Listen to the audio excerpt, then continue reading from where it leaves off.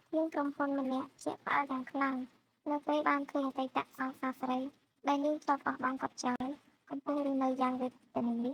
និងបើករថយន្តចាស់សឹងតែខូចមួយគ្រឿងគាត់ក៏បញ្ជាឲ្យអ្នកបើកបររបស់ខ្លួនទៅបុករថយន្តនោះបើកបរសួរម្ដងទៀតដោយមិនជឿថាឲ្យបុកខូចតែម្ដងឬគ្រាន់តែប៉ះពីក្រោយប្រធានក្រុមហ៊ុនឆ្លើយថាបុកពីទៅរថយន្តក៏បើកទៅបុកពីក្រោយក្មេងស្រីខឹងយ៉ាងខ្លាំង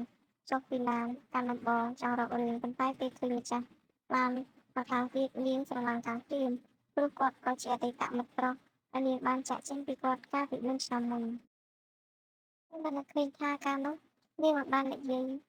លាគាត់សូម្បីតែមួយម៉ាត់ហើយថែមទាំងយកឆ្កែរបស់គាត់ទៅចិញ្ចឹមទៀតដូច្នេះពេលគាត់ស្នើសងថ្លៃជួសជុលឡាននាងប្រញាប់បដិសេធដោយនិយាយថាឡានខ្ញុំរឹងមាំណាស់ថ្ងៃស្អែកខ្ញុំនឹងទិញស្ទីគ័របិទកន្លែងខូចបានហើយតែប្រធានក្រុមហ៊ុនមិននិយាយអ្វីទេគាត់ឡើងឡានវិញហើយបើកទៅបុកម្ដងទៀតរហូតឡានអគ្គិសនីតូចរបស់នាងខូចទាំងស្រុងនាងយល់ឃើញថាគាត់កំពុងសងសឹកខ្លួនហើយស្រែកជេរគាត់ប៉ុន្តែគាត់និយាយដោយស្ងៀមស្ងាត់ថាឡានខូចដោយថ្នាក់នេះហើយ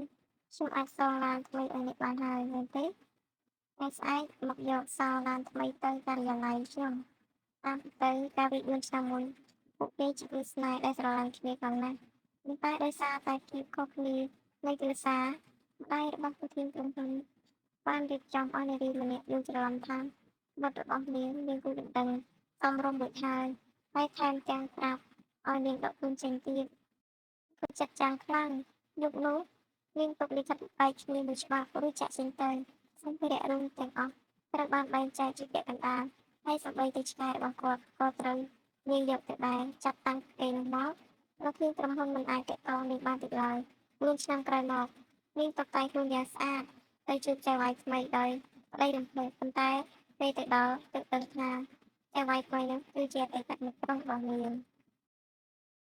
តែបុគ្គលិកស្រីៗទាំងអស់លង់ស្នេហ៍នឹងរួមសម្បត្តិសង្ហារបស់គាត់នាងវិញមានអារម្មណ៍ថាមេឃកំពុងរលំលើក្បាលប្រធានក្រុមហ៊ុនក៏នៅតែខឹងរឿងចាស់គាត់ហៅទៅប្រធានផ្នែកហើយប្រាប់ថាគាត់ត្រូវការជំនួយការបណ្ដឹងខំម្នាក់ជាអកសោនាងត្រូវបានជ្រើសរើសហើយប្រាក់ខែក៏ត្រូវកាត់ពាក់កណ្ដាលទៀតនាងខាងខ្លាំងរហូតដោះបានផលិតចេញហើយសូមលីឈប់ពីការងារនាងបើកឡានតូចត្រឡប់ទៅផ្ទះវិញប្រធានក្រុមហ៊ុនអង្គុយក្នុងនោះស្ដាប់អ្នកបើកបរនិយាយថាឡានប្រភេទនេះមិនសូវមានសុវត្ថិភាពទេគាត់ក៏ចាប់ផ្ដើមបារម្ភពីសុខភាពរបស់នាងហើយនេះជាវេលាដែលគាត់បុកឡាននាងដើម្បីឲ្យនាងទទួលយកឡានថ្មីហើយបន្ទាប់នាងទៅធ្វើការដោយគិតថានឹងរីឈប់តែស្រាប់តែទទួលដំណឹងថានាងត្រូវបានឡើងតំណែងនិងតំណែងប្រាក់ខែប្រធានក្រុមហ៊ុនបានដំឡើងប្រាក់ខែឲ្យបុគ្គលិកលេខាធិការទាំងអស់ហើយឲ្យនាងឡើង50%ទៀតសម្រាប់ចិត្តមិនលឺចុះទេបន្ទាប់មកគាត់ហៅនាងចូលការិយាល័យហើយប្រគល់សោឡើងជួយព្រៀងជាសំណងតែនាងមិនព្រមទទួលឡើយរយៈនេះគាត់នាំនាងទៅជួបអតិថិជនខណៈពេលដែលគាត់ទៅបន្ទប់ទឹកអតិថិជនម្នាក់ជួយមកខាងនាងទៅយកកែសាបាញ់នាងមកគាត់ព្រៀងពេលប្រធានក្រុមហ៊ុនត្រឡប់មកវិញគាត់ចាប់ដៃបុរសនោះហើយរុញដួលទៅនឹងដី